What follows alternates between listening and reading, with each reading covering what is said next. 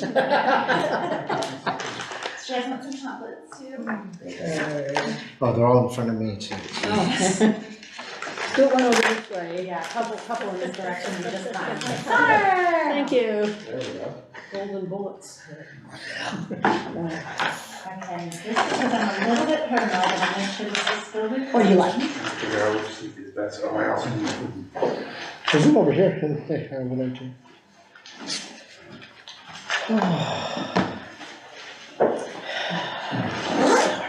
The recording Is it okay if I is. grab a? Oh, of course. And take some chocolate along with it. Would you like one? We're recording. We are. Sorry. All right, Oh, thank it's you. okay, I totally understand, yeah. So we're recording the meeting, and it is now 6:34, correct? 6:32. I beg your pardon, and it's 6:30, and I'm calling the meeting to order, Human Relations Commission. I'm Robin Mohammed, welcome everyone. With that, we'll move to roll call when you are ready, Carrie. Just 1 minute. Kevin, Present. Connor, Here. Robin, Here. Lainey, Here. Edgar, Here. Leanne, Here. Kate. Here. I'm gonna note that Ashish is not here and Michael Villalobos is not here, but joining us tonight is Jenny Tan. So we have her. So no commissioners are absent, and we do not have any council liaisons present. Thank you. All right, with that, we move on to the next item, which is the approval of the agenda. Looking for a motion. Just one note, this is item 6C, the California Task Force on Reparation. It's indicated as an informational item, but I was hoping we might entertain a motion. So I don't know if that is That's something. okay, yeah, you were gonna Okay. share the information and then you could go ahead and decide if you want to make a motion on. Perfect. Is that an adjustment? Any others? With that, I'm looking for a motion to approve the agenda. I move. Okay, I will Edgar moves, Connor seconds. Approved. Moving on to the next item, which is brief announcements from staff, commissioners, and liaisons. I'll start with a brief update, and Carrie, feel free to fill in any omissions. We have a number of vacancies. We've been sort of moving along with 2 vacancies on the commission, and now with NJ Movando no longer on the commission, we have an additional vacancy. Both Kevin as vice chair and myself did bring this up with Gloria Partica, to make her aware of that, as well as meeting with the mayor Chapman, thank you very much, and Will Arnold, or City Council Will Arnold, to make them aware of that. But we'll move into more details under the 3rd bullet point. With that, I think we can also open up to any other brief announcements from staff, commissioners, liaisons that relate to our matters. I could give one for the school district, just, you may be aware that there was some amount of public comment at the school board meeting last week, is that what it is? From African-American staff about the N-word on different campuses and on Davis High School in particular, and that was preceded the week before with a meeting of about 20 staff, students, alumni, and family members, parents, to talk about the N-word on the high school campus, on all the campuses, but and over time as well. That I just want to, it was led by Kamika Edwards and one of our teachers at Davis High. Kamika's our homeless and foster liaison and counselor. And I think it speaks to the way in which there has been, there's always conversation, there's always use of the N-word, but that, I mean, that's ways to address it. And this, I think, though, is a part of a movement that includes our anti-bias work because we have an African-American staff constituency leadership group. So just to say, I think the leadership is listening, and I think that there are mechanisms in place for addressing what the primary call for was a serious clarity around policy and clarity for teachers in classrooms as well as students on campuses and responses when it occurs. And I think that there will be more actionable ways of responding to that coming out of this anti-bias education project. So that's Thank you. update. Could you just maybe clarify, this is obviously very troubling. Yeah. I hadn't heard about it previously. So are the allegations involving the use of this term by the students, by staff, by faculty, by administrators? Yes. Not, but in different contexts, right? So you may have literature teachers who use the word, allow the pronunciation of the word as they're reading a text, for instance, like Huffin. Who teachers make different choices about what to do in that situation. Not aggressive towards students using the N-word from teachers, by no means.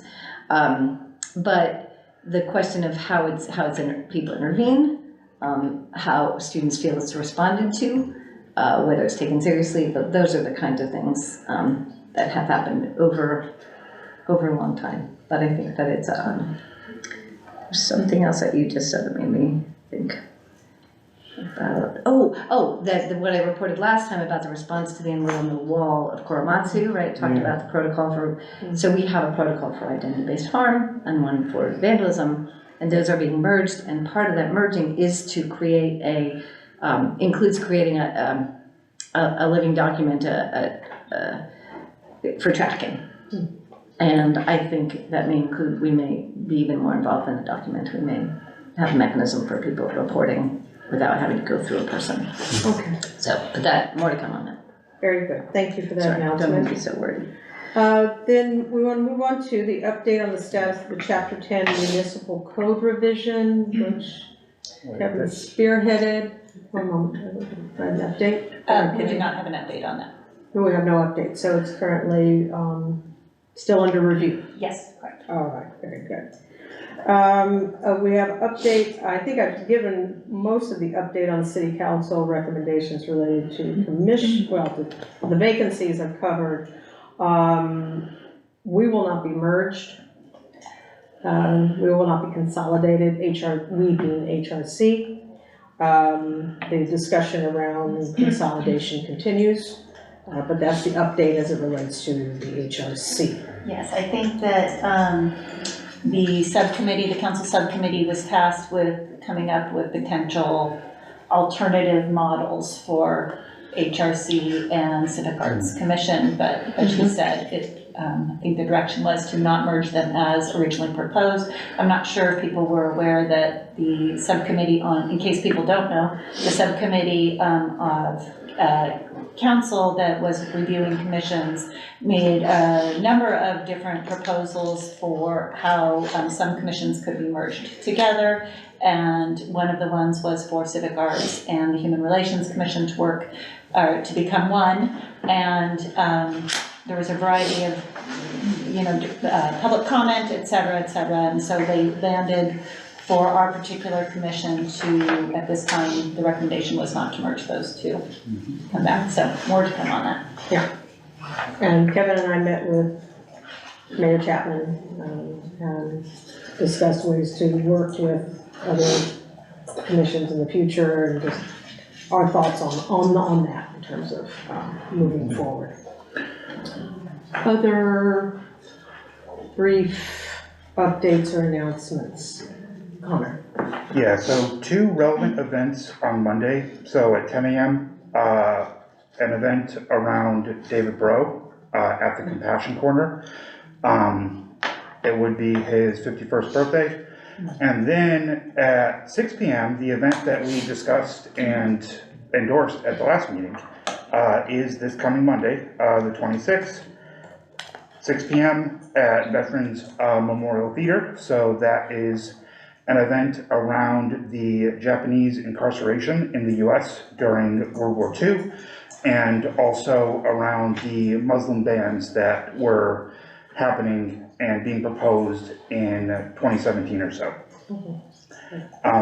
And then also, so the event next Thursday that Carrie sent us an email about, I don't know, Carrie, if you want to mention that, or? That was the, I should- That one, yes. anti-Semitism, Islamophobia, Thursday, February 29th, 4 PM, 4:30 lectures start. Dr. Sahar Aziz and Ethan Katz from UC Davis to discuss conversation on the subject. So if you want to jot down particulars, it's right there. But that was what Carrie sent. Thank you again, Carrie, for sending that. That came from Jenny, that then went Was to it- you. it was like- Came from Jenny to me to you. Okay, yeah. And likewise, thank you, Jenny, and welcome to our meeting. May I ask a question? Yes. Is there any chance that that would be recorded? I'm not too sure about that one. It is being hosted, I think, by like the Department of Religious Studies and a few other UC Davis departments. I can ask them. I don't know if they've recorded other things at iHouse before, but I don't think it is at this point, but I can double check. Thank you. Edgar, Group announcements? quickly. We're good, okay. This coming next Thursday, there is a film showing called the Free Choso Lee film, about a wrongly accused Korean gentleman. It'll be at King Hall. There'll be a film showing, as well as discussion from 4:30 to 8, again at King Hall. And then, the event we are co-hosting, I'm forgetting the title. On Monday? Yes, on The one that Monday. Connor was just talking about? Oh, yeah, And then- sorry. And I then was- they came for us. And then they came for us. Yeah. Sorry. Too many events going on right now. Yeah, just, thank you, Claire. Great. I'll just echo that. And affirm. Very good. Thank you all. With that, we'll move on to public comment. So at this time, any member of the public may address the commission on matters which are not listed on this agenda or are listed on the consented calendar. It's an opportunity of no more than 3 minutes. You can provide your name or not, basically the same format as it is at city council. So welcome to any and all. And just give me one second, just give me 1 second, I'm just gonna, start my phone timer. because Okay, that's how we do and it. Carrie will keep you on track and on time. Okay, I will do my best. My name is Elaine Roberts Musser. According to the Subcommittee on Commissions of Council Members Bateman and Chapman, the two did not feel the commissions were giving information the City Council wants. Furthermore, they arbitrarily decided neither commissions nor city staff were permitted to give input on the merging of commissions proposal because it would take too long. First, if the City Council fails to communicate well enough to tell commissions what information they are looking for, that's the fault of the City Council. Commissions can't read City Council's collective mind. Second, from the above statement, it is obvious the Subcommittee on Commissions doesn't appreciate or value the work product and advice of the City Commissions. Frankly, that is highly an insulting statement to commissioners and extremely disrespectful. These commissioners are consultants with a great deal of expertise, giving interminable hours of their services free of charge. For example, is the City Council saying it doesn't appreciate the Human Relations Commission's contributions to the city? What advice or work product are these commissions giving the City Council that it doesn't want? This is the first the commissions are hearing about it. Third, commissions are expected to act completely independent of the City Council, including but not limited to giving advice the City Council may not want to hear. Commissions are not supposed to be the City Council's rubber stamp. Fourth, in order to be on the Civics Art Commission, specialized knowledge in the arts is required. Since the Civics Art Commission was slated to be merged with the Human Relations Commission, would the Human Relations Commission have had that expertise? And would the Civics Art Commissioners have had the specialized knowledge in human relations? The other suggested mergers are equally bad. These are the sorts of technical problems that were overlooked by council members Bateman and Chapman in proposing the commission mergers. because of a failure to consult with commissions or city staff. The city council needs to reverse course and take the merger issue back to the commissions for their consideration, instead of forcing commissions to weigh in on enabling resolutions for merged commissions, making the merged commissions a virtual done deal. If you would like to sign a petition to that effect, please contact me. I'll leave my information. I know some of you have already done so, and I really do appreciate all the work the Human Relations Commission has done and is doing. Thank you. Thank you. Thank you. You can also access it on the Davis Vanguard, the petition. Thank you. And I accidentally set that for 3 hours, so I appreciate it. Minutes and my 36 seconds, so. Elaine has opened up. Whoever is next, you will not be getting the 3-hour bumper. Yes, if somebody could just give me a moment, I am, But you are equally welcome. 3 hours. That's a public comment, that's a filibuster. Yeah, no. Yeah. Get some So, water. we're not supposed to interact with you. We'll stop that. Of course. alrighty. The chair. Please, Sure. go ahead.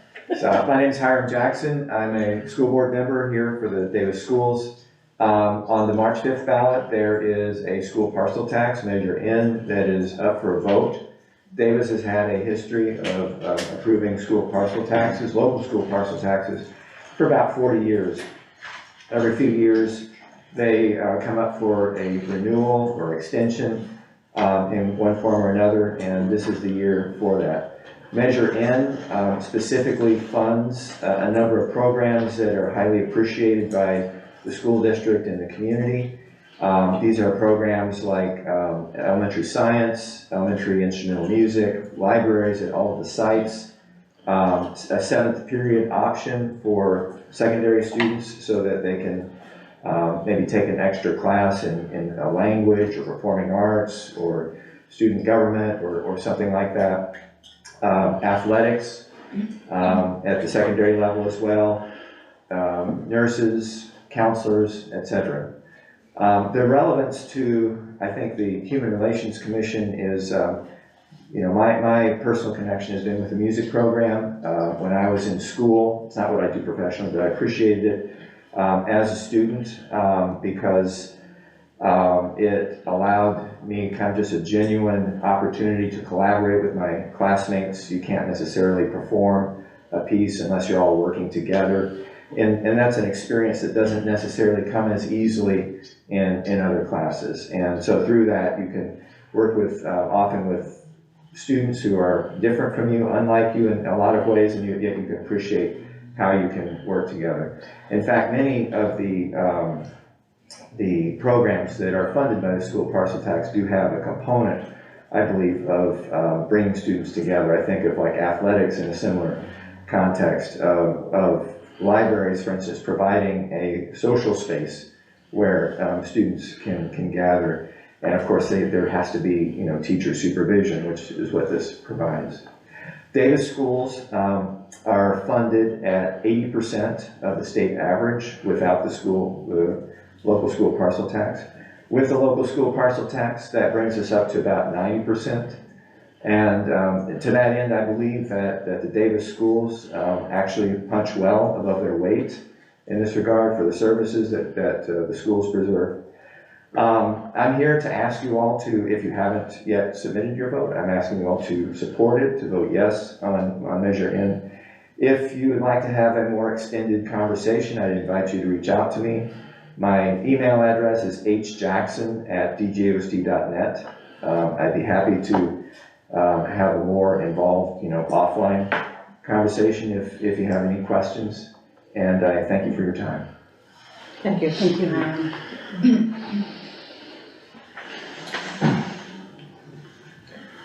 3 hours went by very quickly. Do we have other public comment at this time?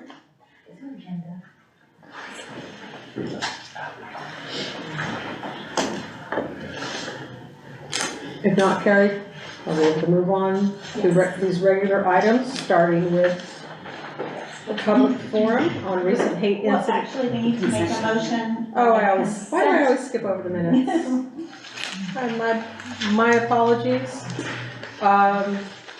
Here we have it, consent calendar, and then we have meeting minutes to be approved.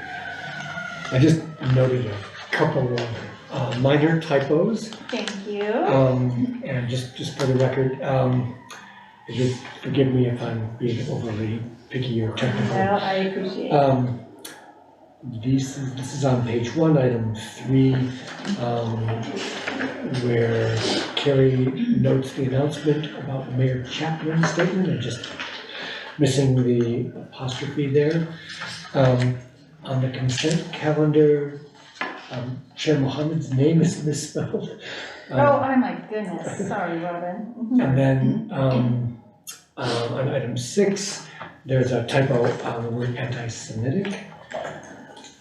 And then finally, on public comments, just another typo on a name. The woman identified herself as Mayan, which was with a double A at the end. Mayan. Oh, I'm sorry, there's one other. I actually read the minutes this time. I can tell. And that is at the bottom of page 3, where the California Civil Rights Department, the first bullet, department website, it's actually cavshate.org.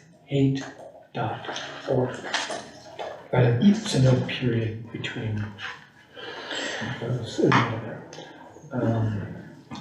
Kevin, can you repeat that one for me? Yep, cavshate.org. Got it. So there's just an Got it, okay. additional period or dot. And then one thing that I just wanted to clarify it, because I wasn't sure if I misunderstood this, but the first bullet on the next page, page 4, says the city website has a place to report hate incidents and hate crimes. I just want to clarify if that's actually accurate. Because I don't remember hearing that, and I just believe wanna- there is a spot there is. on the city website that either is on the police department page or on the city website that Police says department. report a hate crime here. Okay, Yeah. thank you for clarifying. Yeah, It's like- Mayor Chapman mentioned that in his January 25th Yeah, message, he actually right, put a couple okay, of contact thank you, that is helpful. Good to raise that. Okay, that's all I noted, thank you very much. Okay. Are you making that motion to move them as amended? I would if it were appropriate. Okay. Second. Second, Commissioner Pickett. All those in favor? Aye. Opposed? Abstentions? None. Carries. Regular items. First item, public forum on recent hate incidents in the Davis community. Again, this is an opportunity to discuss and to receive public input on recent hate incidents in the Davis community. Do we have any public comment? You want to go to public comment first? Yes. I don't think that we do then. Then we can move to discussion. Yeah, so it's in line with what Kate said, but at Da Vinci High in the last week, we've had both a student who in the locker rooms was playing a meme on his phone that just repeated the N-word over and over and over again, and the PE teacher walked in and heard it, and so we've done some sort of education with that student as well as an in-school suspension, and then we've had the N-word graffitied on a wall near a water fountain on our brand new tech hub, and it was noticed by the same PE teacher, cleaned up really quickly, took a picture and then kind of covered it really quickly, and investigation currently without many leads as to where that came from. We're carefully tracking who is out of class at all times at this point because there have been so many. You know, at the high school level, especially at Da Vinci, we haven't often done like a bathroom sign out sheet. You know, we sort of treat them a little more like grown-ups usually, but now they all have to sign out, so we know exactly what time they're out of the bathroom, and the campus supervisor's constantly circulating, so it really is it's a different world we're living in right now. Well, since both of you have reported more recent incidents, do you have a sense, either through your protocols, that other than this being around a lot, many instances, that, is there an uptick? Is it sort of continuing more or less at the same rate or frequency as it has in the past? Is there any discussion around that? Is it because of Black History Month? Don't think it's because of Black History Month, although that's an interesting question, because some of this has happened in January partly. I think from sitting at that conversation, there were about 20 folks at this meeting that were a couple of Mondays ago specifically about the N-word. My feeling is, because there were so many people talking about what it had been like for them in the past at Davis High, there were recent alums as well as folks from the 90s, late 90s. Maybe there is a cycling up and down, but it feels as if it's always there, and sometimes it's just more visible, sometimes it's more covert. So I don't have an answer for you, but There is sense, because what I'm noticing is that sort of the last month or so, we're seeing more events and discussion structured and directed at anti-Semitism, Islamophobia, and so sometimes the reaction to that can be, a reactionary reaction to the fact that people are coming together and working through ideas and being more collaborative. So it's just interested in your input on that. Yeah, as restorative practices coordinator, like whenever a student gets in trouble at Da Vinci Junior High or high school, I am part of the process of working with them on that, and I've seen a lot more this year of anti-Semitism and other sort of racial or even gendered oppressive sort of statements, and so I think.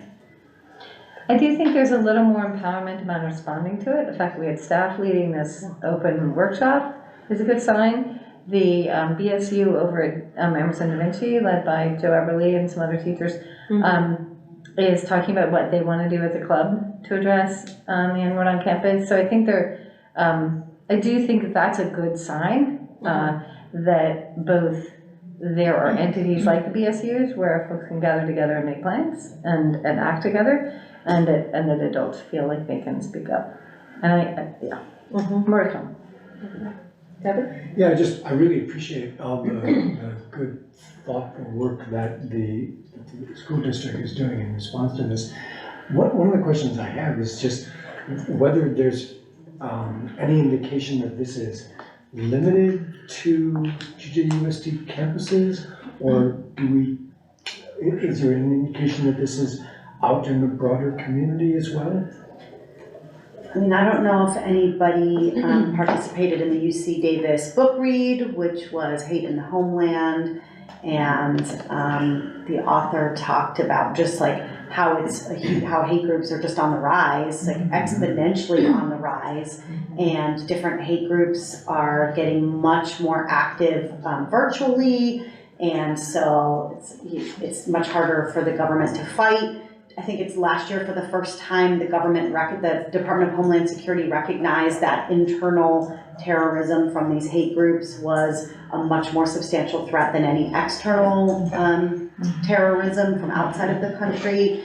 And so, I mean, I think in the things that, and in teaching ethnic studies, all the resources I've come across, I think there's an acknowledgement that leading up to and since the January 6th event, there's just a huge uptick in hate groups that perpetuate these hate crimes. Emboldened, it feels like people are emboldened. That's right. I mean, some of it we attributed with students, I think, to the lack of socialization during being remote and COVID. And so we sort of saw the behavior shift up or down. Like what I would see is where I was addressing with 7th graders in the past, I was now addressing with 9th graders. Because of I think the social maturity was really sort of hampered. And we're still recovering from that. I think some of our data, like our youth group data, show that students, the older students are beginning to kind of recover, that our high school students are doing better than our junior high and are recovering more than our junior high. It's taken time. But like we see positive students reporting they see more diversity in their classrooms and on the walls, you know, in their curriculum, and they see them more diverse, you know, what they're learning about. And I think that's a great sign. That sign the institution is starting to move, not fast enough, obviously, way long overdue, but with ethnic studies and other things, I think we're beginning to see a shift. So just to clarify, the discussions that you all have been part of, you're not hearing about incidents off campus, you're hearing about on campus only. Well, I would say there's always a trend of like the kids playing games together when they're gaming online off campus. I mean, if you call that off campus. And, so. It's just the social media they see. I mean, they're just, this kid that I talked to was like, yeah, it's normal to just open a meme and it's just like the N word over and over and over again as the soundtrack to the image of the white cat eating watermelon. That's what this one was. It's just like, he's like, that's normal. Like somebody put that in a group chat and I just opened it in the locker room, which I shouldn't have done, but like all the kids know that that's a normal thing that happens. Like, that's not a normal thing. It is for them. All right, Carrie? If you had a question. No, I was listening intently and my computer is sending me weird messages. Okay. Saying And I do just something want has to failed. note that both of us are connected and close and, you know, see all kinds of situations with folks. And, you know, there's no one here who is targeted by anti-Black racism in the room that I know of. So I would say that, you know, we're not representing that. We can only represent what we know from our experience and our connections with folks, but we're, Yeah, I guess I'm wondering whether this should be a subject of inquiry for the commission, not the school district. yeah. You guys are on that and that's your jurisdiction, but if it's hard for me to believe that it's limited Yeah, to one place. And I'm concerned that maybe there's a broader problem that we should be looking into. Well, too, I'll come up with discuss the preliminary report as it relates to anti-Semitism. There's a a connection on some of these really two different campuses. They're nothing is in a vacuum, right? So we talk about campus and community for intentional purposes, but they're connected. Connor, you want to add something? Yeah, so I do think there's a lot of factors involved, but definitely the increasing hate groups around the country and around the world is a big one that we definitely need to really start thinking about on a structural level. And then in terms of social media, it's not only certain trends, but it's also some of the algorithms, and that is also a factor that is very important to recognize, and might even tie into the item that we've discussed in the past because of a public commenter, but the idea of media hate. And they were talking about more conventional media, but the way that hate spreads on social media is very intertwined with that too.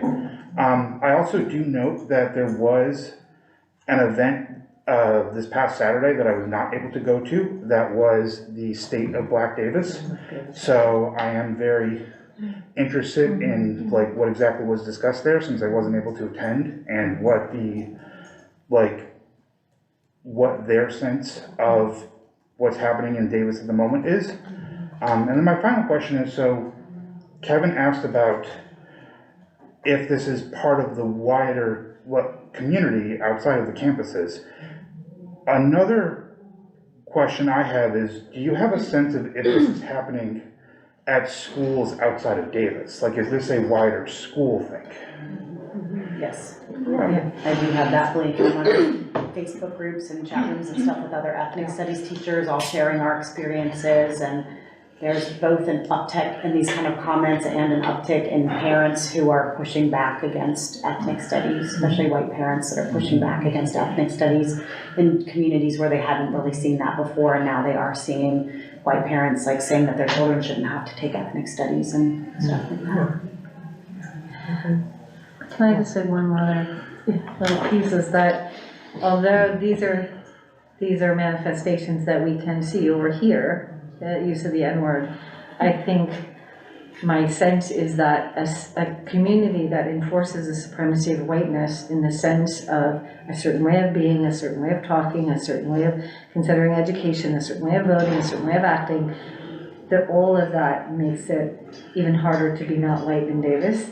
And so these are just our indicators that are visible, but that I think it's, when I hear black staff talk about how hard it is to be the only one of them on a campus, or that they don't want to gather to organize because they'll be seen as organizing and dangerous if there's more than two. I mean, literally my colleagues will say, if there's three of us talking outside on a campus, we worry that people are gonna think we're up to no good kind of thing.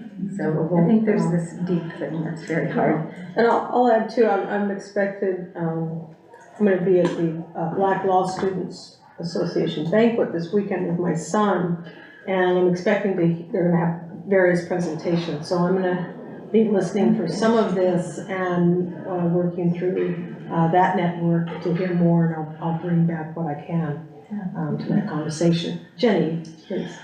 I think all the indicators and all the things that were brought up are very true. I also think that this year with the election, it's gonna just keep going. Unfortunately, with the folks that are running for president, I think it's just gonna keep going, and we may just need to be prepared for that, which way we can. Keep doing what we're doing and doing more, and looking after one another, right? Absolutely. Well, with that, I'll close the item, I do have a, and we're moving on to presentation. Sorry. Connor, I do have a different thing that I did want to at least mention. So I don't have the details of what the specific incidents were, but I have heard that, especially over the past week or two, there's been several incidents of anti-Palestinian racism, primarily on the UC Davis campus. And like I said, I don't know the specifics, but I did want to mention that that is a thing that I've heard has increased substantially, especially in the past week or two. Okay. Connor, can you share where you heard it? Was it interpersonal? Was it something in social media? I heard it from like people who are on Palestinian campus. students and their supporters, yes. Okay, very good. Because I think that's really helpful too, because I think there's a lot of information swirling around, and sometimes we just, having the context, having you know, bringing receipts, or the historian who wants everything cited, is really helpful. And if not, that's okay. It's still okay to say, I'm hearing this, I can't say where it's coming from exactly, but I think going forward, as you know, Jenny and you all have pointed out, this is the new abominable normal. Yes. And we have to be prepared for that. That's all. Now I will really close out this item and move on, and again, welcome Jenny Tan, our city's community engagement director, who is going to bring us up to date and invite some conversation around Hate Free Together, where it is and where it's going. Floor is yours, Jenny. Well, thank you everyone for inviting me to come speak to the Human Relations Commission, and Carrie she's gonna be my slide person. But just really quickly, I'm gonna give some background information. I'll kind of talk about what we've done and then what we're hoping to do this year, some additions and improvement, maybe not improvements, but new things that we're hoping to do, and then, you know, talking a little bit about, there was a meeting between Robin and Kevin, myself, and Mayor Chapman and Councilmember Beitla, and then sort of answer any questions or have a discussion if needed. So in case you were not aware, you can go to the next slide, Carrie, thank you. Hate Free Together is a joint initiative, and it is to provide resources, support, and opportunities for education and learning about how we can sort of condemn hate, create safety, and cultivate change in our community. In my mind, it really is like this large, nebulous, like I want to say octopus, where there are multiple arms, part of Hate Free Together. There's going to be a website, there's going to be workshops, there's going to be training sessions, there's going to be a business program and so forth. And this really is a long-term thing. This is not something that's going to be short-term. This is something that's going to take many years, a long time to really, I think, build that trust more, creating that safety for our community, and then like hopefully to make change on it. Things that we've completed in the last couple of years, and we did start this initiative, I want to say, in December of 2022, so it's been about a year and some change, a year and 3 months. When we initially started this work, it was really because there were anti-Semitic incidents that were happening in and around Davis. There was, at the time, a flag over the 113 bridge. There were other incidents that were happening, and the Chancellor May, Mayor Frericks at the time when he was still with the city, along with Don Saylor, who was the supervisor at the county, came together and really sort of talked about, you know, how can we combat this? We know that hate does not stay within boundaries. It ignores county lines, city lines, right? Just because someone leaves DHS or UC Davis doesn't mean that the hate stops. And oftentimes too, when someone experiences hate, it ripples through their support networks, right? Their friends, their family, their neighborhood, their other communities, their faith-based organizations, and so forth, often experience these ripples. And so we sort of came together understanding that we all needed to work together into this joint effort to really make some change here.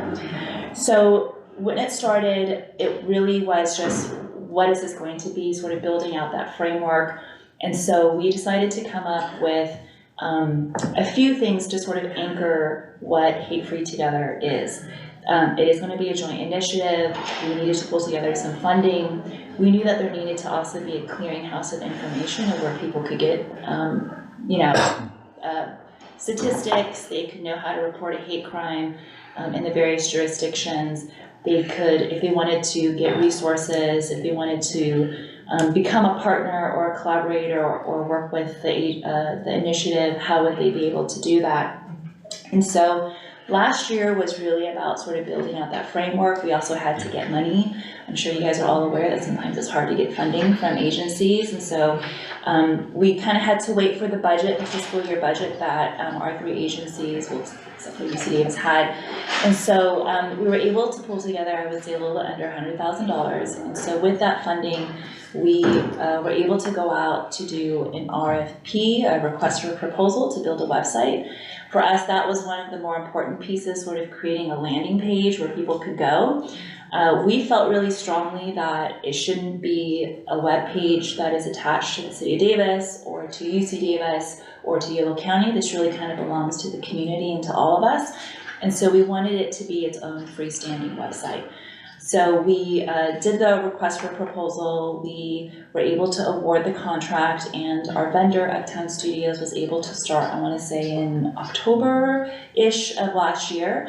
And so we've been working quite frantically to sort of build out the website and so forth. And I'll be able to preview the website with you guys in a little bit, so you guys will be able to get a sneak peek at that.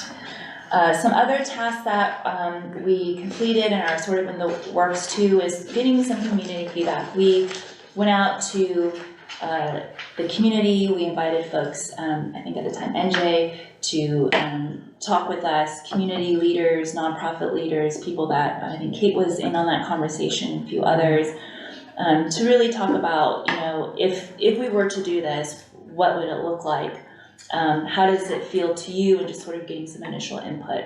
And one of the things that really came out of that conversation is that people wanted this. They wanted to have something to sort of wrap around and like move towards, but also that we kind of had like one shot at this. They told us to go slow, to do it right, to make sure, you know, things are really built well and done well.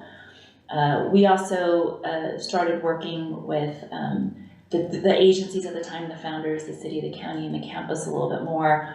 We created, I would say, like an executive committee of sorts. So I work on the Hate Free Together for the city.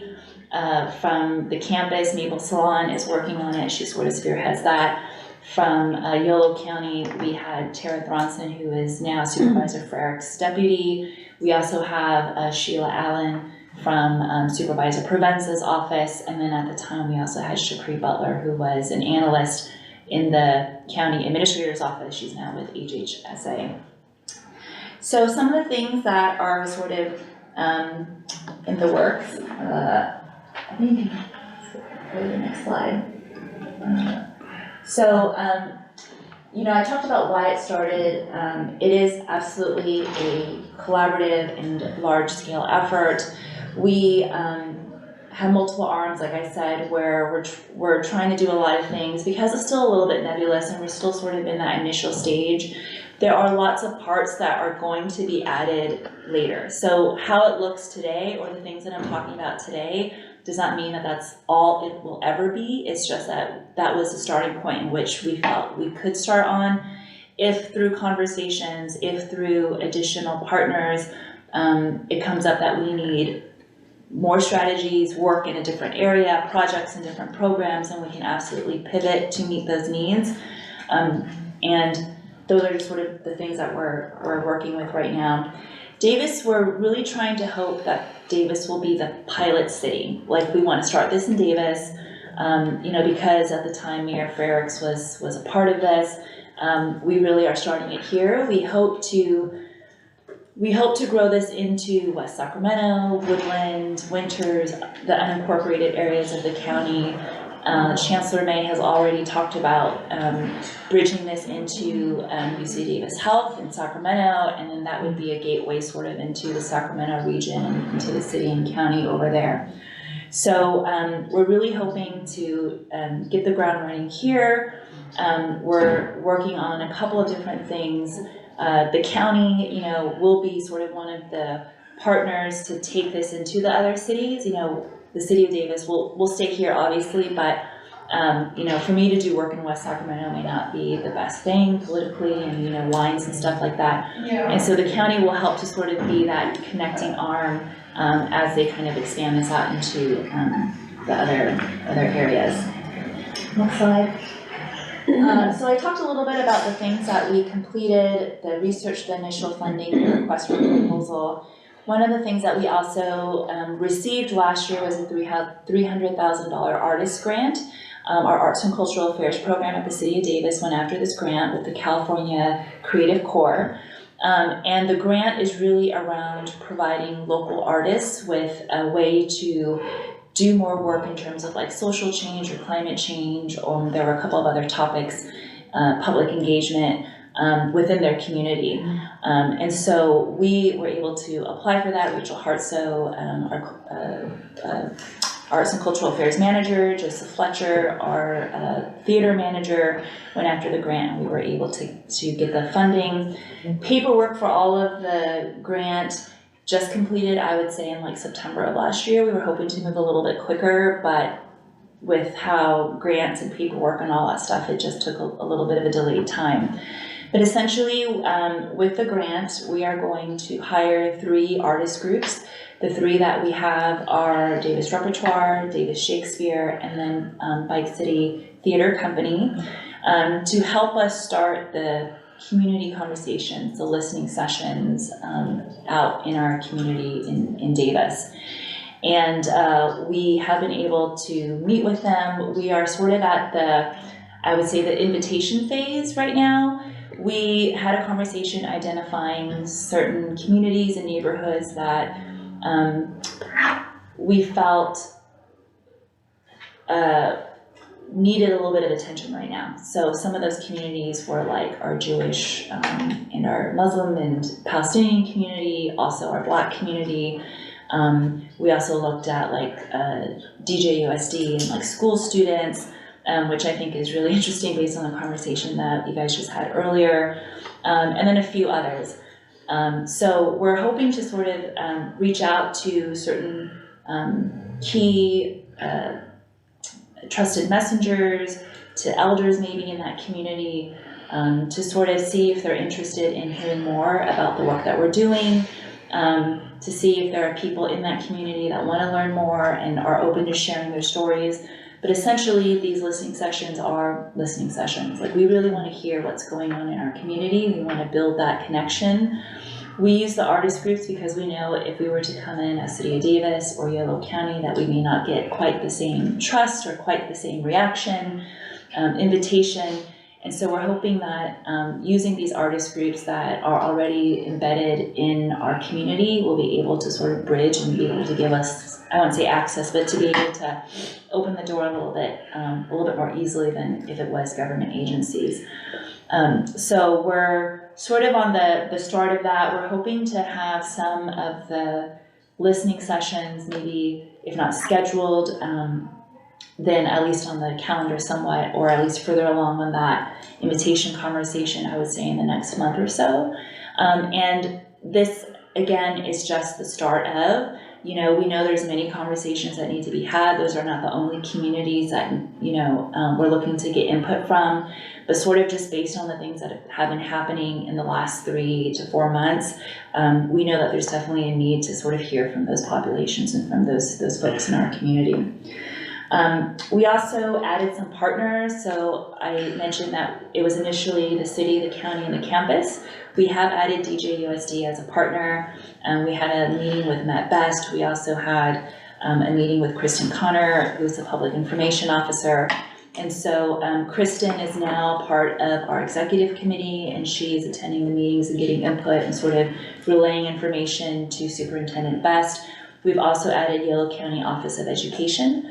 So we have Anthony Volcaire, who is their PIO for YCOE. And so we've decided that once we start things in Davis and we're gonna hopefully move it to the other cities and other areas, now it'll be the county and the Office of Education, which will then be able to pull in the other school districts into the conversations in the other cities. So sort of lots of things like sort of completed in the works and so forth. Next slide, please, Carrie. So I talked a little bit about the community workshops that we're hoping to have, workshops and listening sessions and sort of using them interchangeably. We're also working on a fuller framework. One of the things that we had talked about initially a year and 3 months ago was how there needed to be more education in the community, more opportunities to learn.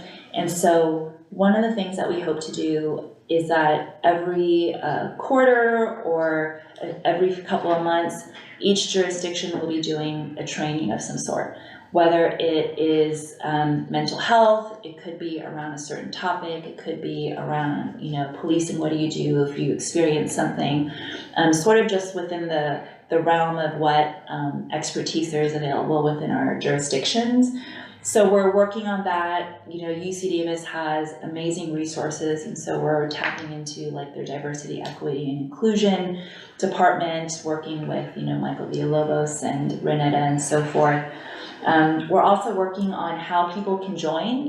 We understand there's going to be lots of nonprofits, lots of individuals, people that just want to be able to help out. So how do we build that into Hate Free Together? So we're going to create, I would say maybe like guidelines where if you want to be an ally, I think that's a word we're using. It could be anybody in the community, you're just sort of like generally interested, you want to learn more. That's sort of like the first level of interest. We also have a collaborator level, which is maybe like, a little bit more passionate, enthused than someone who is an ally, someone who wants to collaborate a little bit more with Hate Free Together, whether that's, hosting an event, sharing things on social media, or they want to help us with the training and so forth.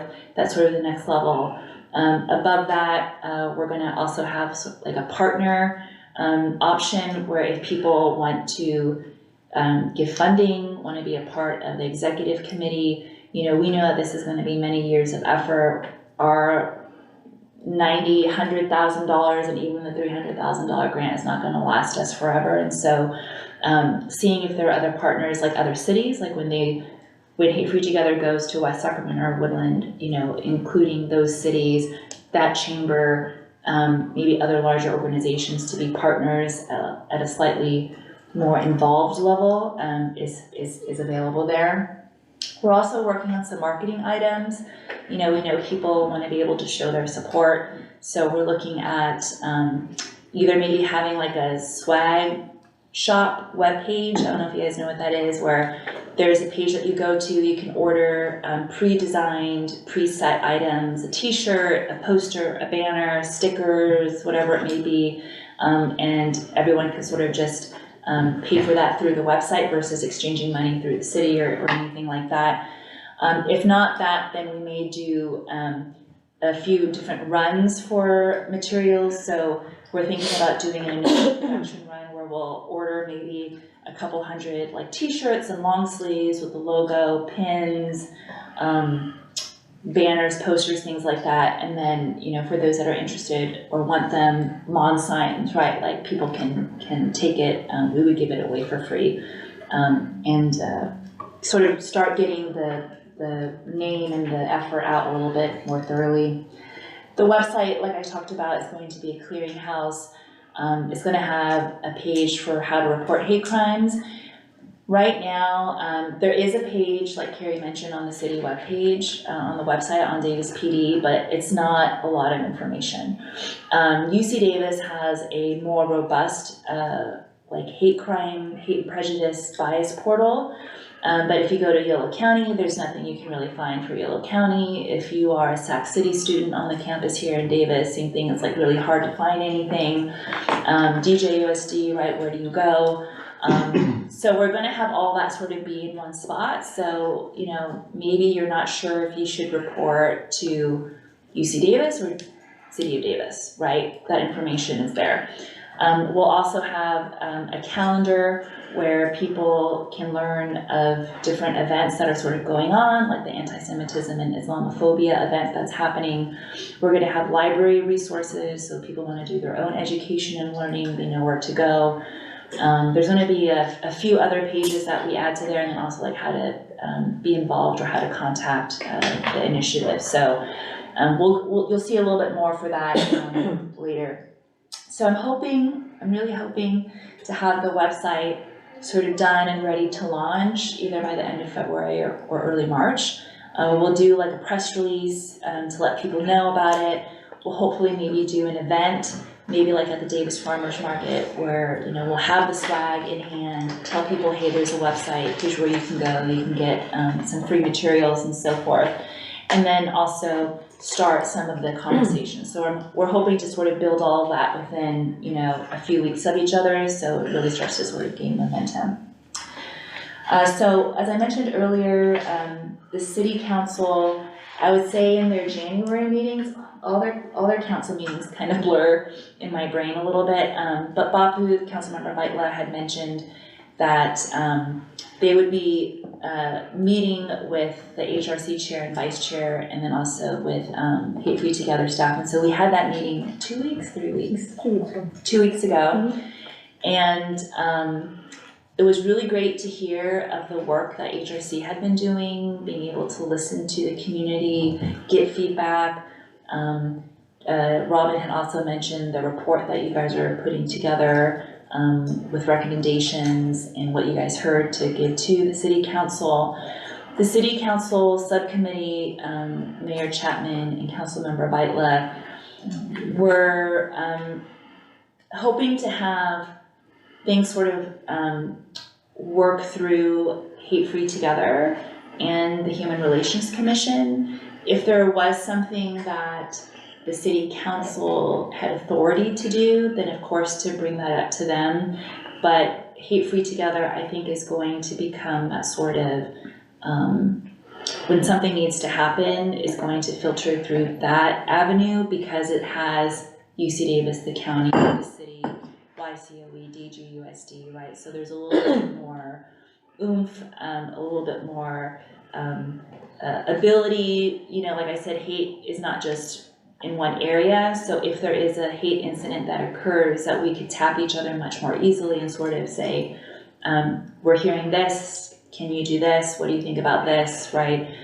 Without having it have to go through like a 2x2 meeting, you know, which is like every so often, or have to go through the city council, same thing. We're able to just move a little bit more quickly and a little bit more smoothly that way. So next slide, please. I think it's the web page. So if you want to either click on the image or click on the link, it should take you to the website. You guys can kind of,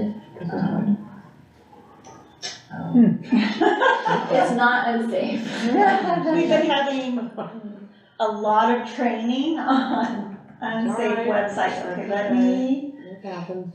close this again. Hate is very unsafe. Let me try clicking here. You don't It's a say. message.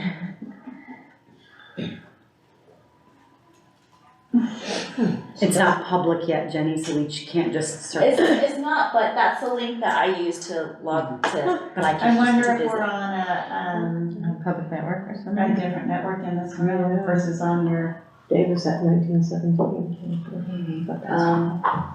Well, you guys have my slides if you want to try to do it on a different. But if you just want to stay here, you know, we have like sort of a homepage. There's sub-pages at top, so there's an about that gives you a little bit more about the history and who and what Hate Free Together is. There's a resources page that'll have like victim services, how to report a hate crime. I saw on the minutes, we have California versus hate on there. We have the California Attorney General has some hate incident and hate crime victim services resources. And some other ones also. I also listed the HRC. I've also listed a few other local nonprofits and organizations that are doing work in the space, UC Davis DEI department and so forth. Learning Center, that one's more like about the statistics. So if you're really looking to do a deeper dive, so there's some statistics that we've gathered from the California Attorney General's office. They do a hate crime report every year, so they released, I think, 2022 a few months ago. There's one, we're trying to get data from the county and the district attorney's office. We have some information. The Davis Police Department also puts out a report where some of in the report is around hate crimes and sort of what kind of hate crimes are occurring. So the Learning Center is really more to kind of like do a deeper dive. I think we also have the, oh gosh, I'm blanking on it, but one of the national sort of like hate mapping. SPLC? Yes. Yes, Yes, that one. I couldn't remember what the letter stood for, but it is, yeah. Southern Poverty Law Center, there you go. That information on there. News and events, that'll be, I think we split that into 2 pages. So news is really going to be about joint press releases, joint statements that we do, news in that sort of sense. Events will be a calendar where there are things that people can attend to based on, you know, I'm hoping that all the events that we list will be free, but it'll be a variety of things like on Pride, things like this anti-Semitism course, the trainings that we hope to do from the founders and from our partners that will be hosted, the community workshops, the ones that are open to the public, the listening sessions will be on there. And so what I've been trying to do lately in advance of the website is sharing more on the city's social media pages as well about trainings and free things like this, you know, whether it's related to, you know, Black History Month or anti-Semitism or other events that are sort of happening in the community that we think might be helpful. One of the things that sort of came up in our research and our conversations is that there's a lot of amazing work that's happening locally. There are nonprofits that are doing work in this space, UC Davis, etc., and so forth. And we want to be able to publicize and make more visible those things that are already happening in our community, even things that may be happening, you know, at a faith-based organization or church, or, you know, a movie showing that's happening that we think would be helpful to just build education in our community.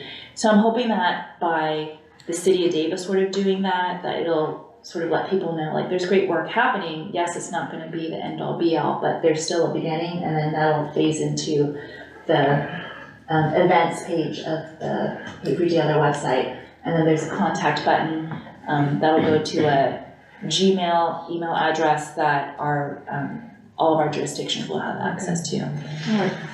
So lots of work sort of happening, lots of things to come. We're really working as quickly as we can. You know, there's, I think, 7 of us that are working on this now, but none of us are dedicated to this full time. I mean, we all have our day jobs, we're all working on many other projects. And so we're hoping to have other partners assist us in this effort as well, so that it sort of eases the burden all the way around. So I know I talked a lot, there were a lot of things that I mentioned, but I'm happy to answer any questions or any concerns that you may have at this point, so. Yeah. Thank you, that was information rich and really demonstrates an enormous amount of work that you and your team have put into it, so I appreciate that deeply. We do have time for maybe 1 or 2 questions or pieces of feedback, just in the interest of time. Does anyone want to? I mean, it probably, like, if Robin and Kevin already know the answer to this, I'm just interested in the avenue by which the HRC is communicating suggestions, ideas, thoughts that we have, or that Hate Free Together is requesting input from. Yeah, we're going to be discussing that a little bit later with the report, but we have started that line of communication and we'll continue. We don't have a formal structure, but I think that's going to be part of what we decide as a commission. What do we want to do? How are we going to engage with Hate Free Together? But yeah. Yeah, I do wonder if this item could come back to us as more of a discussion item, because I have many thoughts and questions that would be much more than like 2. And yeah, like, so this could be like the informational part, and then maybe on a future agenda, having a more discussion and question. We'll agendize it, absolutely. Absolutely, and I was trying to get my other partners in crime to help with this as well, and it was a little bit of a shorter notice for them, but if it is agendized, I'll absolutely make sure like someone from the county or from UC Davis or any of our other partners can be able to join and help answer the questions as well. Yeah, I just, I heard about this coming together over 1.5 years ago, and ever since I joined the commission, all we've been dealing with is anti-hate, like almost every single month. My concern was that as soon as we heard about this, why weren't we ever part of the discussion until now? I love this, right? I think this is great. We have to move forward. But then, like, my biggest concern is, are the right people at the table making the suggestions that are best to move this type of program forward? Are the people being affected at the table making suggestions to make this is done right when there's so much money at stake and we have one chance? And so to me, when we talk about the role of city leaders and the role of commissions and us being the so-called called like community experts, if they've moved so far ahead as making a website, launching artist programs, and we've never been approached, I have hesitancy. I will say, when we first had these conversations, we did invite and got feedback from NJ, who was the chair at the time. And sure. I don't know what happened after that occurred. And I absolutely agree that there needs to be absolutely more communication, more collaboration. We want to build this out as great as it can be, and I'm absolutely happy to listen to or hear from and answer questions and hear what feedback there may be. I do just want to caution that this is still the early stages. Like, the webpage this is the first iteration of it, but it is going to evolve. If we need to add things, we need to move things, we need to, change a few things, we can absolutely do that. The workshops, the listening sessions are also just the start of, like, getting that information from the community. It's not gonna be the end all be all, but it is a start. The grants, you know, the grant money has to be spent, I think, by the fall of this year, and so we need to move on those things. We are hoping to connect with absolutely the HRC on, you know, communities that we should be talking to, what's the best way to talk to them. I think they're gonna make some outreach to you, Kate, from DJUSD. So I definitely think there's going to be more conversation that needs to be had, and I'm absolutely open, and the rest of the folks that are working on this would echo the same of hearing any feedback. We know that this has to be owned by the community, and it's not just us as the jurisdictions that are doing this. I think we just knew that we had to start somewhere, and we had to get the money. We had to sort of, you know, start with something to be able to continue this forward. So hopefully, by no means was I came across as like, you know, we're gonna do this and we're not gonna be collaborative in any way, but absolutely open to any feedback. Yeah, I mean, to me, and I'm not trying to ridicule you, I mean, I think for a lot of people, this is a really hard topic. And there's a lot of new ways of talking about this, there's a lot of new research on how to deal with this. So it's kind of just like, you know, even when you were talking about, you know, doing listening sessions and going out to the community, it's like, gosh, that's exactly what we're doing. And to me, immediately, I'm like, duplication. Why aren't we working together?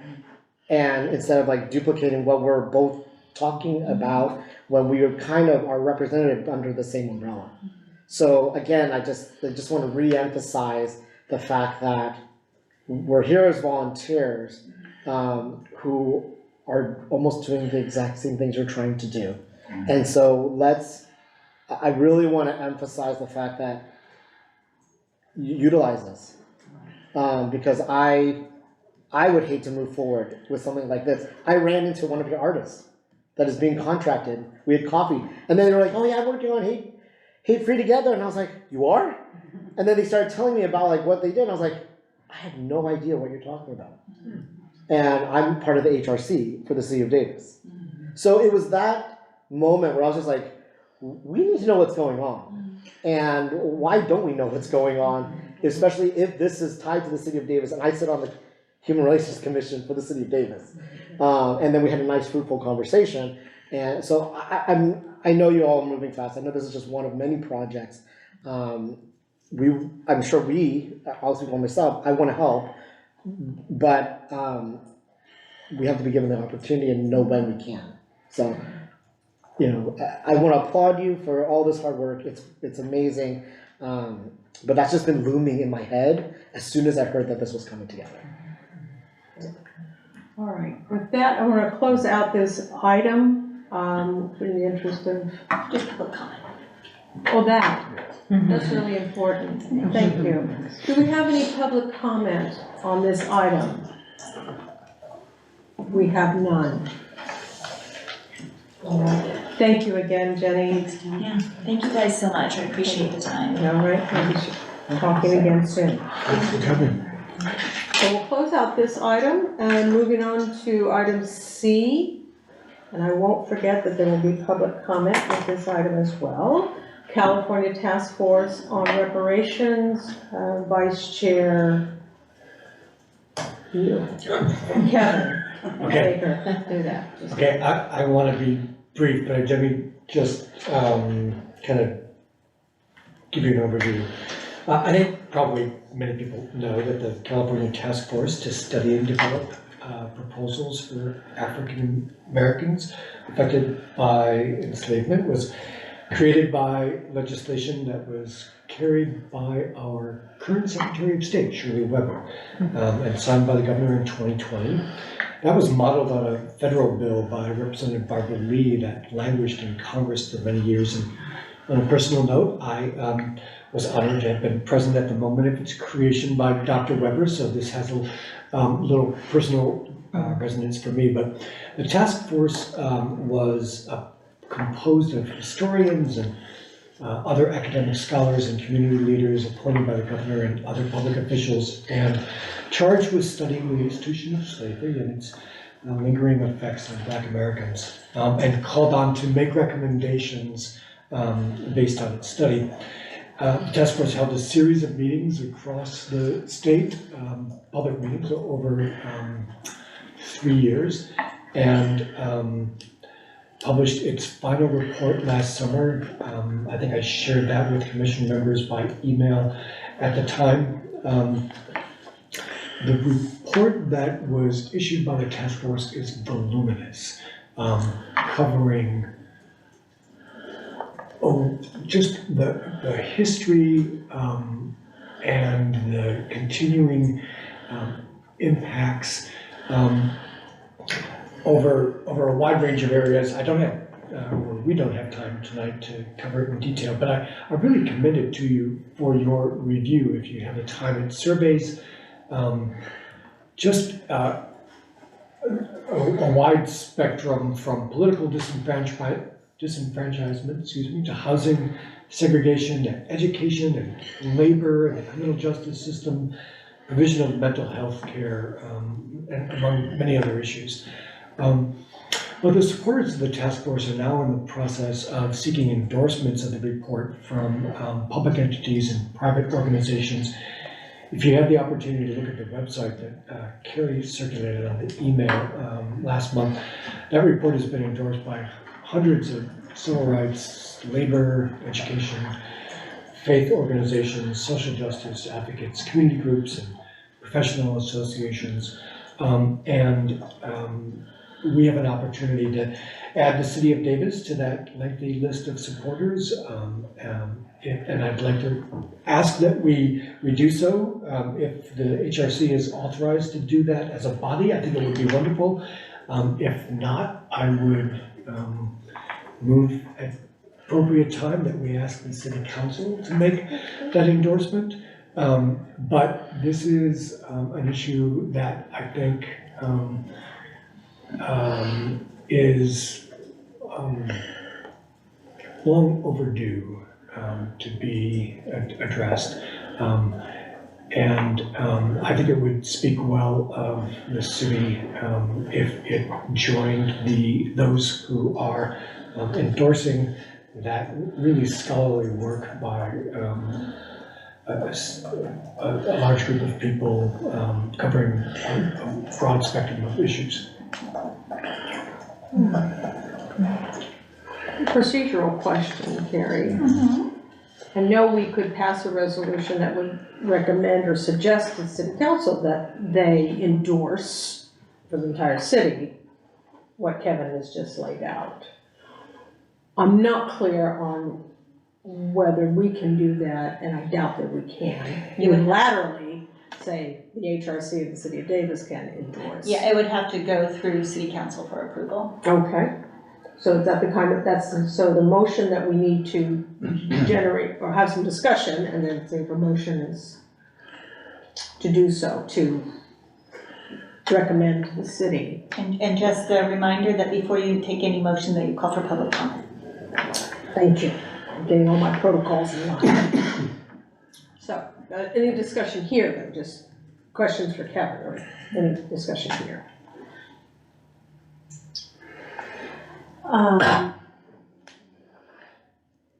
I love being asked to think about this. I have done a lot of thinking and reading about reparations and the complexities of who qualifies and who doesn't, and how it's decided, and it's hard for people to trace their ancestry. And anyway, I have not read this whole thing, and I will look over it much more thoroughly. But I'm interested in the final recommendation here, and there's like a lot of financial calculations that amount to like $227 billion. So I'm interested in whether you could summarize for us what the final recommendations of the report are. Yeah, that's a great question. Thank you for asking me, because a lot of people, when they think about reparations, go immediately to the financial issue. And that is actually only one small part of the very comprehensive recommendations that have been made. And it really does cover the gamut, up from, sort of political engagement to education to labor. And there's a whole chapter on addressing education issues, for example, and a lengthy one, and with multiple kind of sub-recommendations. So it's only in very small measure does this proposal recommend financial reparations. And of course, anything like that would have to go through the legislative process in order to be effectuated. All we're talking about at this point is sort of endorsing the recommendations, not any particular proposal that might come out of the recommendations and have to move through a separate legislative process. And there isn't anything specific with respect to sort of the more difficult question that you phrased in terms of if there's going to be money offered to anyone, what is that amount and who qualifies, et cetera. One of the things that has been discussed and actually is moving forward as a separate legislative proposal is an apology. Say what you want about what we need to do, but one thing we need to do is damn well apologize. Yeah, I may say so. Anyway, I'll just put it in context in terms of the scope of the recommendations. Okay, that's maybe a good time, we can take public comment now and still come back to it if we want to have more discussion and Absolutely. possibly a motion. So with that, I'd like to open it up to public comment. None? Very well, we're back to the table for more discussion. I just want to be a little bit more clear about what specifically you're asking. Having not read this. Right. I know philosophically I'm in support, and I know that I believe you when you say it's good, and those two things come together to mean a lot for me. But what exactly would be we'd be asking the city council to, on behalf of the city of Davis, say what about this? Say that the city adds itself to those organizations and that are endorsing this study and recommendations.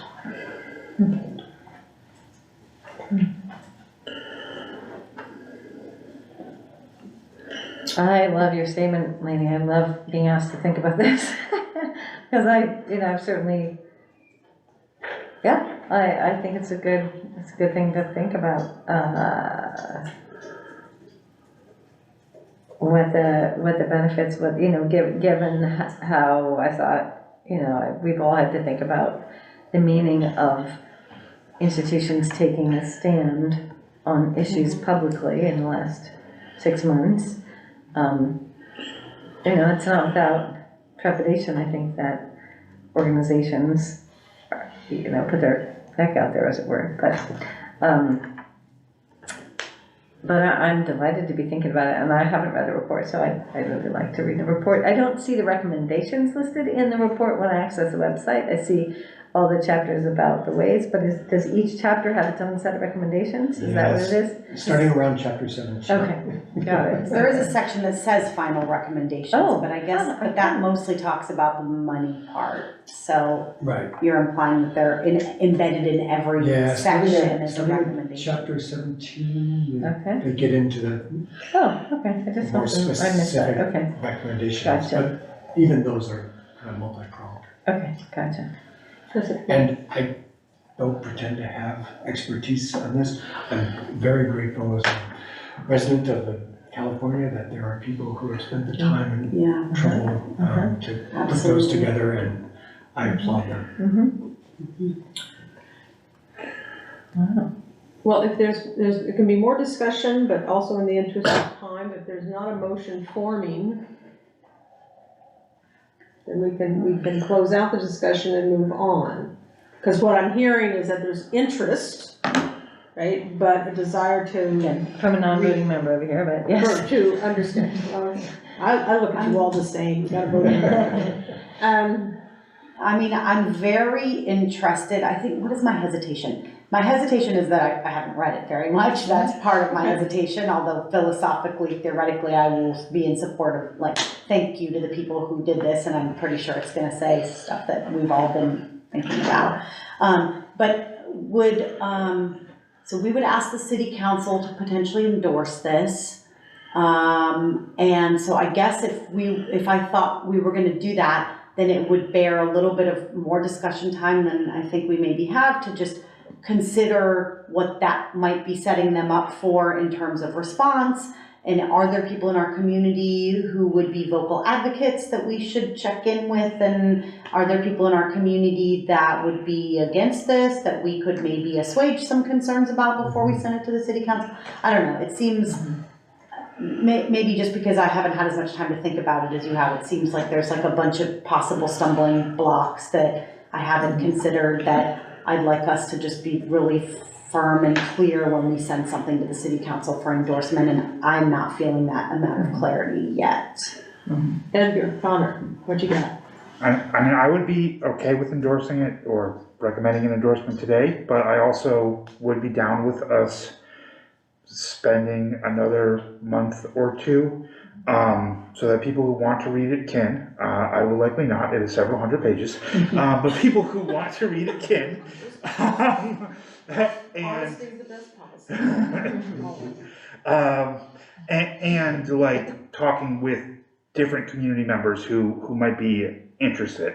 But also just for clarity, so you're saying that the recommendations are not any like very specific detailed thing. They're like kind of overarching recommendations that would need to be implemented in like legislative policy like later on. Yeah, the recommendations really run the gamut. Some are fairly general, some are more specific. But absolutely, the task force has no power to command or compel any of the recommendations. It is up to policymakers to. Is it worth forming a subcommittee to formulate a possible motion and the wording around that? You know, what it would, I don't think that would take a lot of people's time, but if there are at least two people, voting members who are willing to do that, to take a look at it and say, all right, this is how, what the HRC would like to recommend, bring it back next month, we agendize it, and say, this is what it is, vote it up or down. If we think that's useful, I'd be happy to be on that subcommittee. I would like Kevin to also be on that subcommittee. Okay, so I'm gonna need a motion, still gonna need a motion, to form a somebody needs to make a motion to that effect, forming a subcommittee. So Come on. Okay, I was gonna say, I can motion That that is other so people be on a lazy. subcommittee if you want me to. I feel better about you motioning it. Okay, I will motion that there's a subcommittee that I am not on, that will discuss, that will come up with, a proposal for a, for like a, I guess kind of a resolution, sort of. That the city council will, or no, that our commission will consider recommending to the city council in the future. Second. Did you get that, Carrie? Give me a second. Okay. If we want to decide who's gonna be on it, at the same time, I can just lump Okay, the I rest. motion that Lainey and Kevin be on the subcommittee. Anybody else?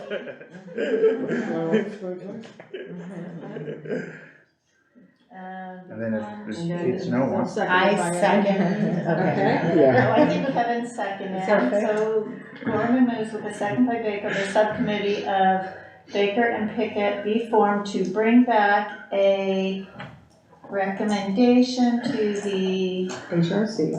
commission No, I've lost it. I'm so sorry. Asking the city council to Yeah. endorse the California Task Force on Reparations. That's, so we have a motion, it's been seconded, all those in favor? Aye. Any nays or abstentions? Done.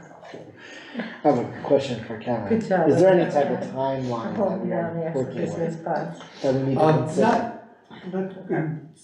As such. Cause they're just trying to grow their support Yeah, this is. nationally. Yeah. Right, I think I first raised this back in November or something, so I'm hoping that we could perhaps get to it, Are there any other cities that have signed up? not to my knowledge. So we would be the first.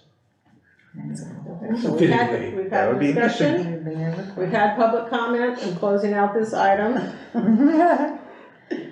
Get them Get a out little on time. power and look what happens. Moving on.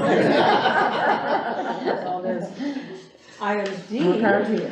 Yeah. High Win Close away. Awards. Yeah.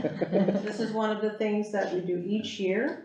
We create a subcommittee to review the Tom Highland nomination submissions, which are collated by staff, thank you, Karen Wall, with a plan to present recommendations to the full commission at the March 28th commission meeting. TikTok? TikTok?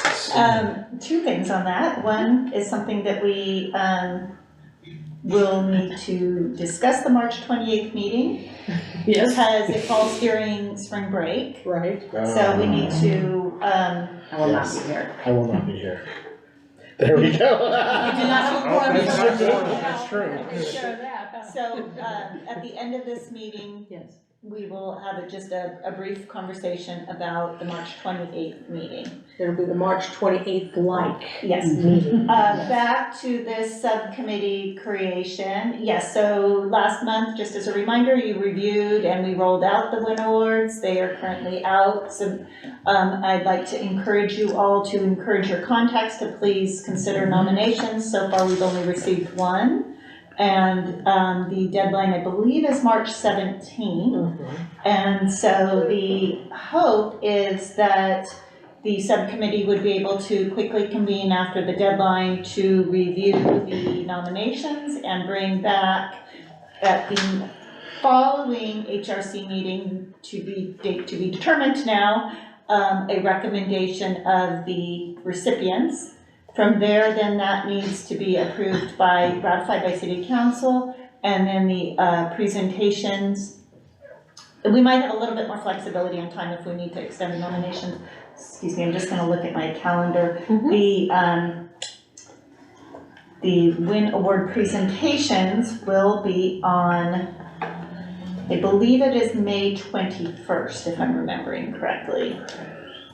Oh, excuse me, I'm sorry, May 7th. May 7th. So. Yeah, that's right, my kid's birthday.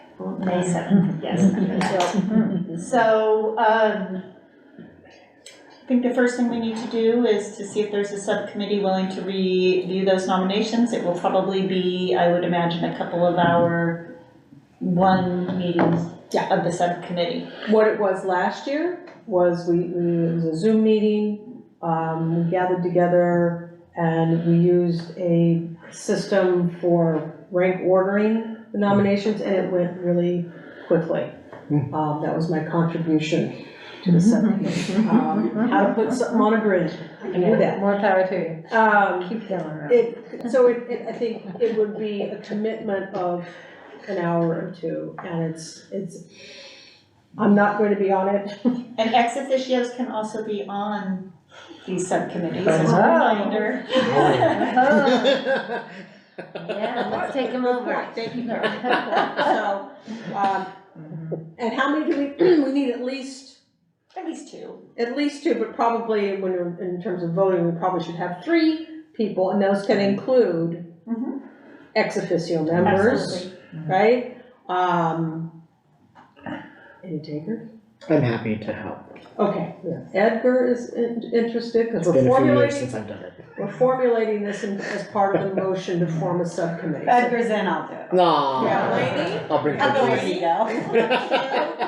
All already I see snacks and good times. We need a third person. On Zoom. I'd potentially be Snap. willing to, yeah. Good. I do have some questions about timeline though, so that we can solidify that, but yeah, I'd probably be willing to do it. Okay, so I'm gonna need a motion It's a to form party. a subcommittee, need a motion to form a subcommittee with Commissioners Gorman, Wong Chen, Pickett. Do I have a motion? Thank you, I'm so moved. thank you. Can't wait to Second? hear your recommendation. Second. Pickett, all those in favor? Aye. Create and work All for those ourselves. opposed? Any abstentions? Subcommittee is formed. Thank you very much for your contribution to that. Do we open this? I'm letting you catch up, Carrie. Thank you, I appreciate that. Absolutely. Oh, we should. And this, that's we a good would, point. we should do will have comment. we will open it to public comment. Yes? Yes, yes, you certainly Yes, can open I it. can do that while you're catching up. Do we have any public comment? Hearing none, moving on. Okay. They want to be on the That's no subcommittee too. problem. I do have We'll a, give you work if you want work. That item is, Yeah, Connor said he has a timeline question, which I guess could be relevant to this item because I wrote the meeting into the agenda item, so. okay, right. because, okay, so you're saying it's presented at the May 7th council meeting. So I assume that means there's a April 23rd council meeting that it will be on consent to accept the recommendations. So that means I would think that we might have to have the recommendations ready by April 15th, which is a Monday. That is my guess as to how that works, but I also don't know that process extremely well, so. That will be fine. Okay, so yeah, that would mean by April 15th, which is 2 days after our other event, so we will have a busy HRC. Connor, hold that thought. We'll just Busy meet- HRC weekend. We'll just meet after Cesar Chavez Day.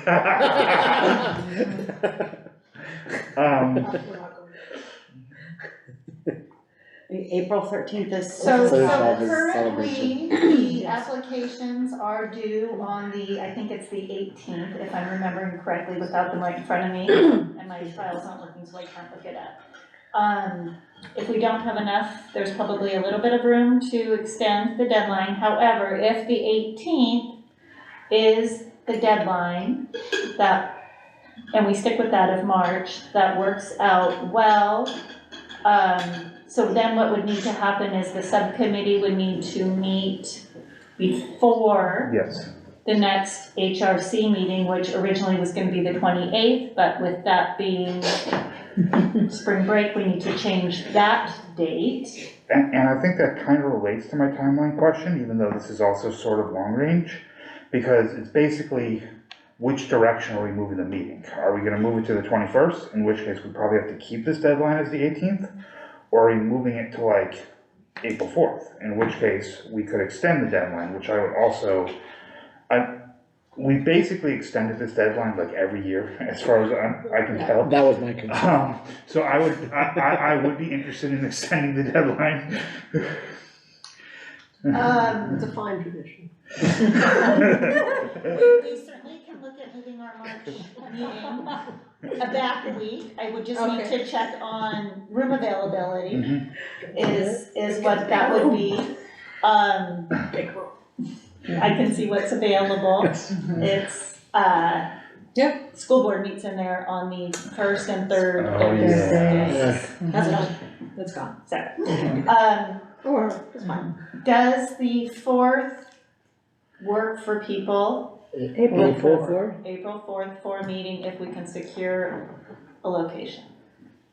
I have a board meeting, I have to be at the board meeting, I can't do the first or third Thursday, so, but it's fine, do whatever you need to do. We could have it as a special meeting instead, right? We Like have a to non- get special approval for that. Okay, so that would mean the Paperwork. 21st, but I mean, the 21st is also like finals week, so. Which 21st is this? March? I mean, if the 28th is spring break, I assume that means the 21st is during finals week. Yeah, March 21st. That does that matter to any of us? Okay. March 21st is good for me. Okay. Okay. March 21st, So we'll keep the deadline of the 18th. Okay. keeping the deadline of the 18th. And then March means 21st we've, work for you? like, our subcommittee's meeting on like the 19th or the 20th, basically. So if we're reviewing one application, we need to potentially extend it. So. But they'll come in I at did- the end, they'll come in at the end. They'll come in. Yeah. Okay, I okay. talked to the communications team today Mhm. at a meeting I was at, and they're gonna do Big blast. Blitz. pushing of Okay, it. okay. Yeah, and So- if the school people here could Yeah, like I'm send it gonna, out I'll too. send it to the counselors Yeah, Um, it was like that last year. and then to the, I'll get it into the newsletter, the weekly teacher newsletter at Davis High, Okay. and those would be 2 places. Okay. So I will Mhm. tomorrow morning just make sure that this room is available. Let's tentatively plan for the 21st. I just sent that to myself so we can do that, and we'll do a push for some more nominations. If you guys can share with all of your contacts, if all goes well, then I'll provide those compiled nominations to the subcommittee. At the end of the day, you guys can quickly have your meeting and review session and bring it back as an agenda item on the 21st for discussion, so we'll need to make sure that there's a decent amount of time there. Good. Okay, Do. I think that concludes this item, unless there's anything else. Just clarification, it would be a 6:30 to 8:30, our regular time? Yeah. All right, item is closed, moving on to committee updates. The commission workshop subcommittee. As you know, we worked on an idea around 12 workshops and presented that through city staff. That's not going to happen for a couple of reasons. One, in the midst of the consolidation conversation around commissions and concerns around net staffing and resources, 12 workshops, not gonna happen. Possibly 1 or 2, but I would reserve that conversation of what kind of workshop we might want to propose when we start discussing either the Israel-Hamas war and that subcommittee's work and what we might recommend to city council. But I just sort of want to make that official, that was presented and we've been told it's not going to happen. Possibly 1 or 2 workshops, maybe not the same structure or ideas that we had, but it's really important that one, it aligns with the resources that are available to the city, and that of course it's within our wheelhouse of what we do. So that one done. The second is the community listening subcommittee. Wait, I'm sorry, Robin. I'm sorry. May I go back to commission workshop the subcommittee? Yeah, of course, yeah. Do we want to conclude that subcommittee for the time being and reconvene it? Yes. Yeah. Mm-hmm. Okay. Yeah. I just wanted to clarify that. We'll get the paddles out and then we need it again another time. Community listening sorry, too many medical metaphors. Community listening subcommittee, Baker Mohammed Pickett. As you know, that subcommittee has concluded its work. We presented a summary report at the last meeting, and we've been having discussions on this item since around October 7th. What I have put together are just a few bullet points. You want me to pull it up? If you can, that would be delightful. Yes. With the idea in mind that at this stage,